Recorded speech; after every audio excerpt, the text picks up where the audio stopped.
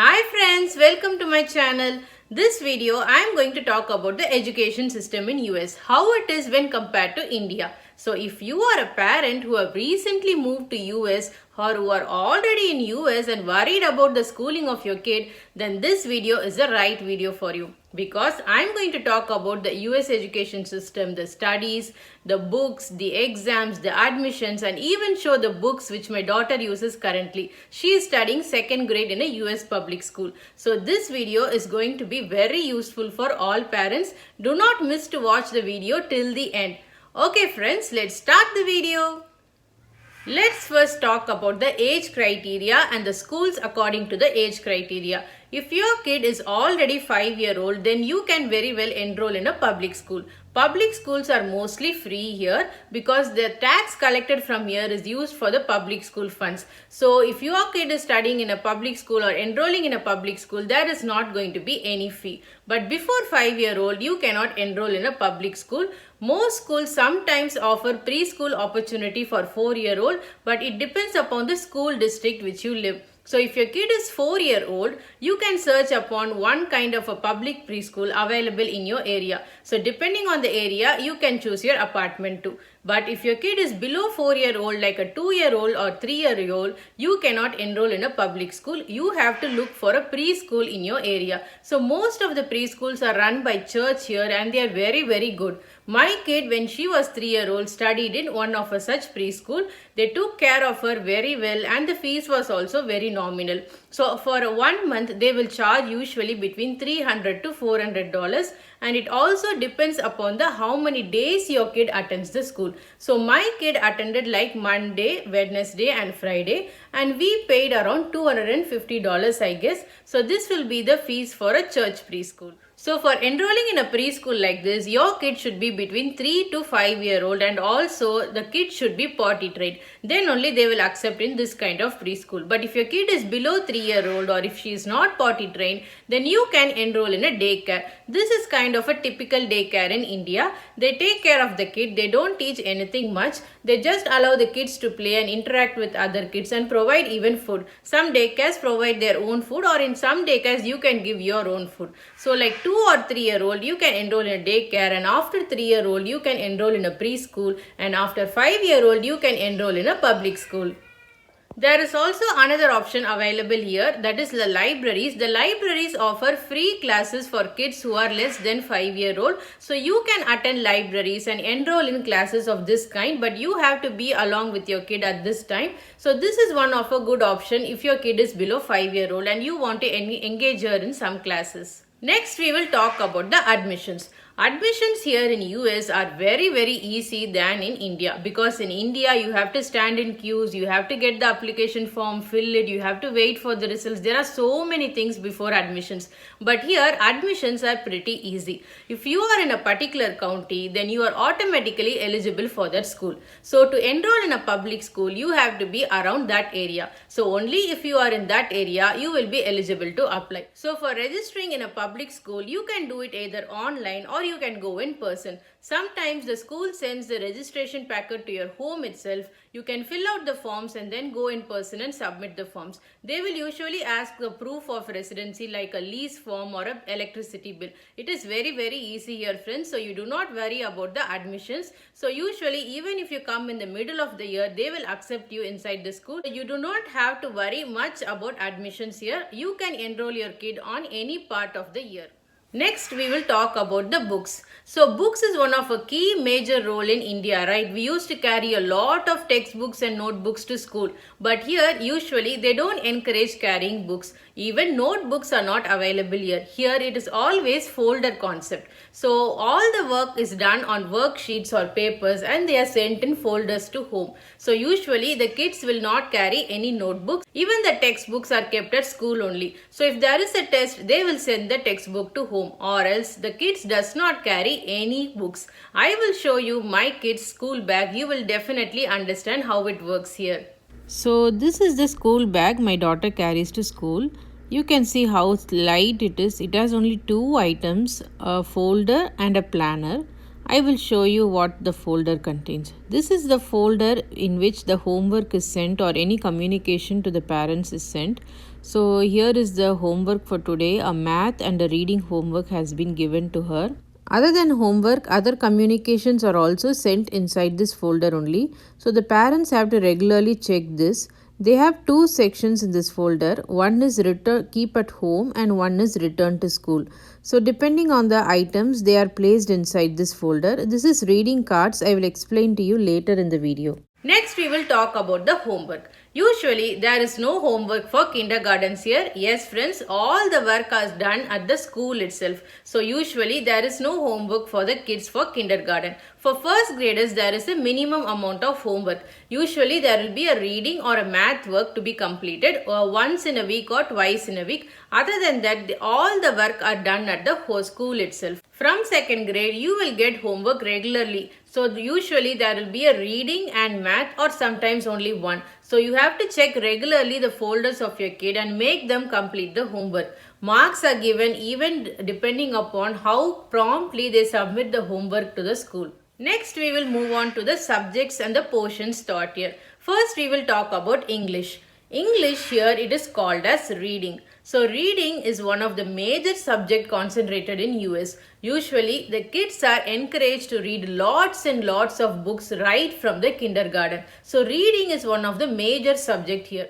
In kindergarten, usually reading comprises of alphabets only. So the phonics and the sounds of the alphabet is taught to the kids and they are also encouraged to trace the alphabets. So initially they will learn how to write the alphabets. They will not taught any big words at this stage. So only alphabets are concentrated on the kindergarten reading level. But from first grade, the reading becomes much more complicated. Yes, friends, they have to start writing from the first grade. But usually, the teachers does not concentrate on the spelling or the handwriting of the kids. They are encouraged to write lots and lots. They can write anything they want, like even about birthdays, about the animals they like, about the places they visited. Anything they like, they can write in the school.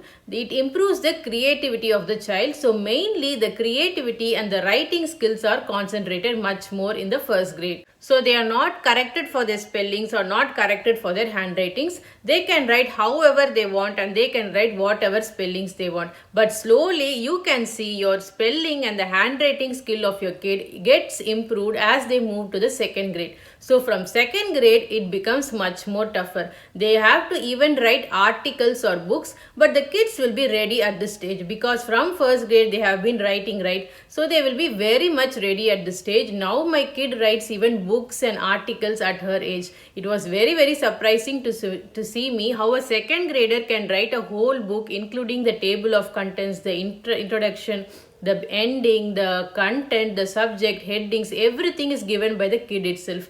It is so very well here in US.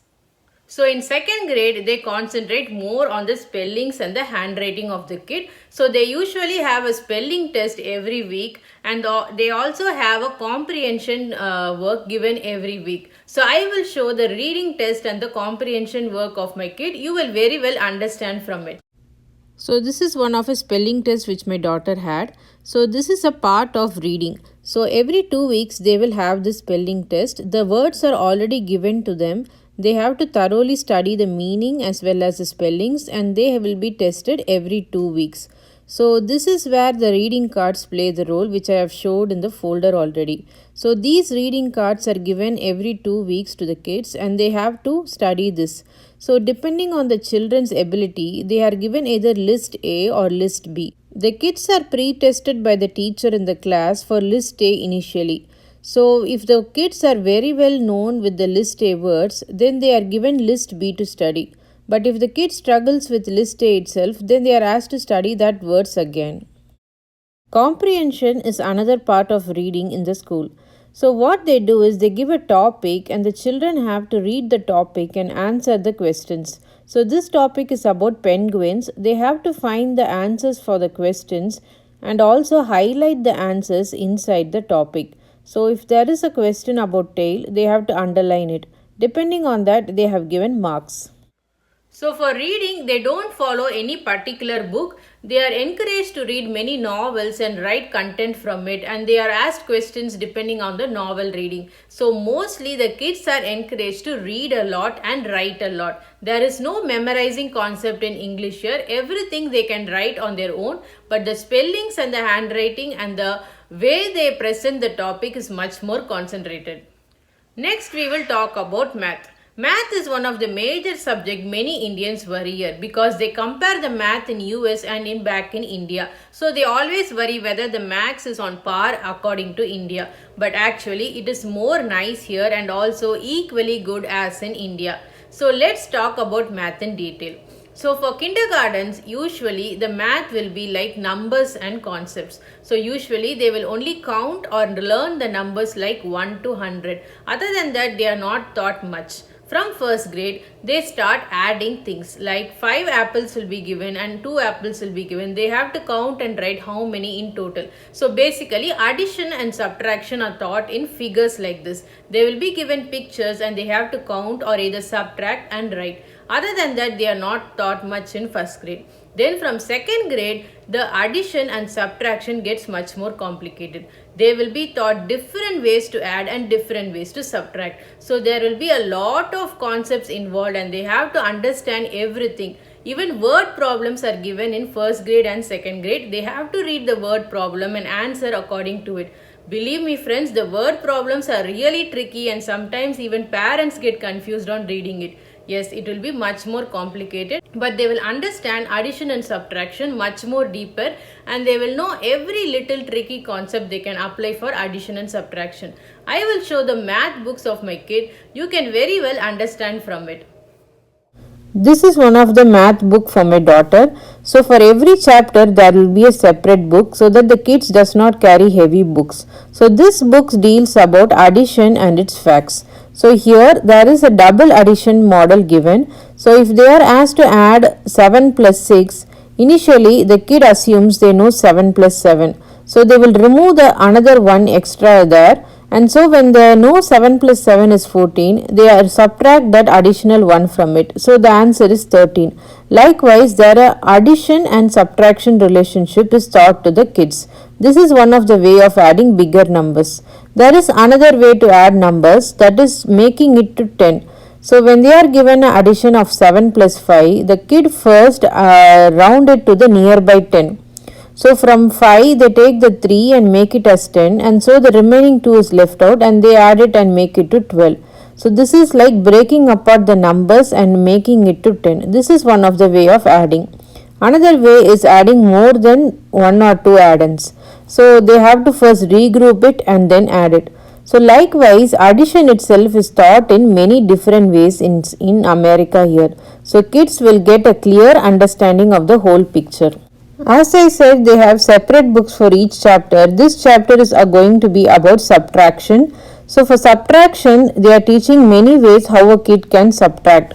This one way is called a number line subtraction. So they teach how to use subtraction using a number line. So this is one kind of a way. I will show another way what they are doing. This is a way of separating tens and ones and subtracting it. So the kid initially separates the numbers into tens and ones and then they subtract. This is another way of subtracting. So likewise they teach many ways how to subtract easily for the kids. So everything is practical here. Next we will talk about the exams. Exams are called as assessments here. Unlike in India, like where we have half yearly, quarterly, midterm, annual exam, here they don't have that much exams here. Instead they have assessments every month. So as soon as they finish one chapter, a test will be conducted in that chapter. So usually in math, test is conducted every month and the results are given every trimester. I will show you a math test which my daughter recently had. This is a math test about subtraction. So after finishing the chapter subtraction, this test was conducted in the class. So this test had multiple word problems, a lot of concepts involved and they have to solve it from the word problems they have done at school. So after this test is completed, the results are announced in the next week and the papers are sent to home for parents' review.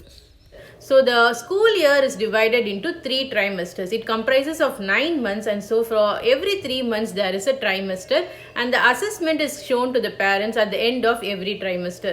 They will be invited individually, and the development of the kid will be talked to the parents. I will show one assessment which my kid had recently. I will show the results of the assessment. You can very well understand how they grade here.